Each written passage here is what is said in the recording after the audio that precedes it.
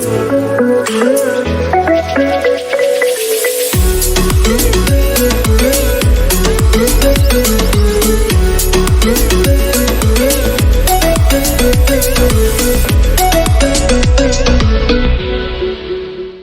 there, welcome to my YouTube channel. My name is Laurel. Today we are going to talk about customer communication. Now, how well do you communicate with your customers? How efficiently do you reach out to them? As business people out there, we all have to prioritize communicating with our customers. Now, you could be an entrepreneur, you could be a big business, you could be a vendor online, you could be an artisan.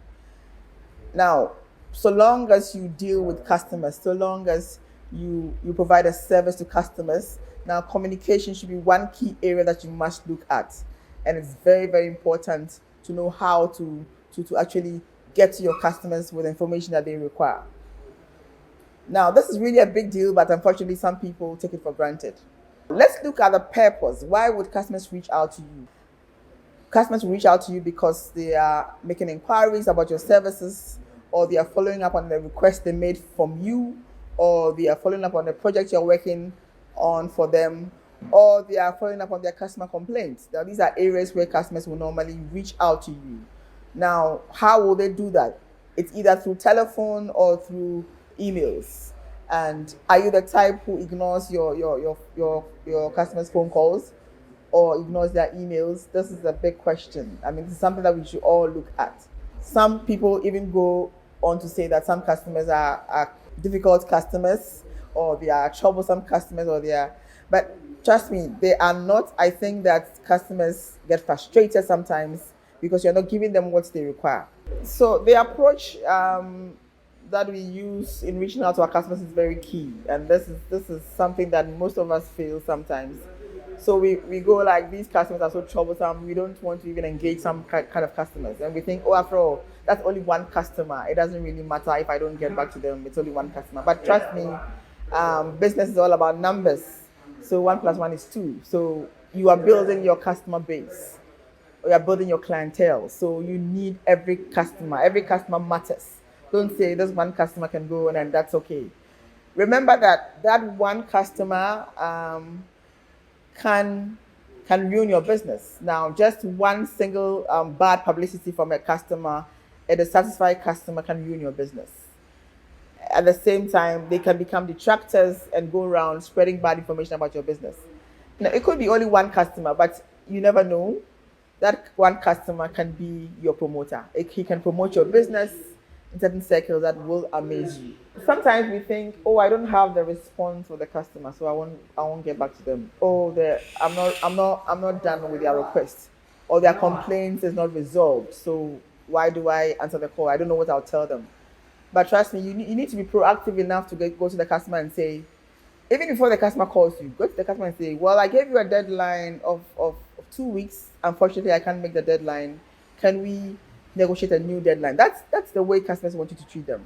Let them feel valued, let them feel that you care, let them feel that you matter. So let them feel that they matter, actually. So go back to them proactively and ask them if you can negotiate the deadline instead of going quiet on them. So you see that they are calling and you're not minding them because you think, well, I don't know what I'll tell them, or I can't meet their deadline, or I can't meet their expectations. But the customer wants you to actually communicate that to them and negotiate with them. That's what will make them feel valued. Also, when their complaints are not resolved, you think that, well, I don't know what to tell this customer. The complaints, I can't resolve these complaints. Why can't you reach out to the customer and say, can you give us some more time? We are working on your request, or we are working on your complaint. Instead of just refusing to communicate with them, refusing to pick their calls, refusing to respond to their emails. Now, professionally, emails must be responded to within 24 hours, maximum 48 hours. So if you're not reaching out to your customers, that is not professional enough. Now, sometimes you also think that the request of the customer is just beyond you. You can't handle it. So why don't you get to the customer and say, can I recommend you another service provider? That is the good thing to do, instead of just keeping quiet and you're not minding the customer. The customer doesn't know what's going on. But if you reach out to them and say, I want to recommend another provider to you, they will respect you enough, and they will even come back to you when you need something else to do. Trust me. So basically, these are the areas. Sometimes it's also difficult for us to say no. but let's learn to say no in a nice way. I mean, responding to the customer doesn't mean you are saying yes. Responding to the customer doesn't mean you're accepting what they're asking you to do. Responding to the customer doesn't mean that you need to agree with them, but you can respond to them in a nice way, even if the answer is no, even if you can't meet the expectation. There's a way to go about it. There's a way to say, sit with them and explain things to them that they will understand and appreciate you better. So let's say no, but let's say no constructively. Let's say no creatively. Let's say no in a nice way. The customers will appreciate it. Don't run away from your customers. Reach out to them. When they call you, pick the call. There's no reason why a customer must call you and the phone rings and you're not picking. That is your customer. The customer is your business lifeline. You know, we used to say that the customer is king, but actually now the customer is the kingmaker because he decides who should stay in the market. The customer determines who wins in the market. So let's treat our customers well. Let's really value them, because ignoring your customers' calls, it doesn't work. It doesn't help. Let's give them. The customer is entitled to information. They need to get information. So remember that good customer communication pays. Having the right communication strategy in place will actually help you to acquire and retain your customers. Now remember that your customer doesn't care how much you know until they know how much you care. Thank you very much for joining me today.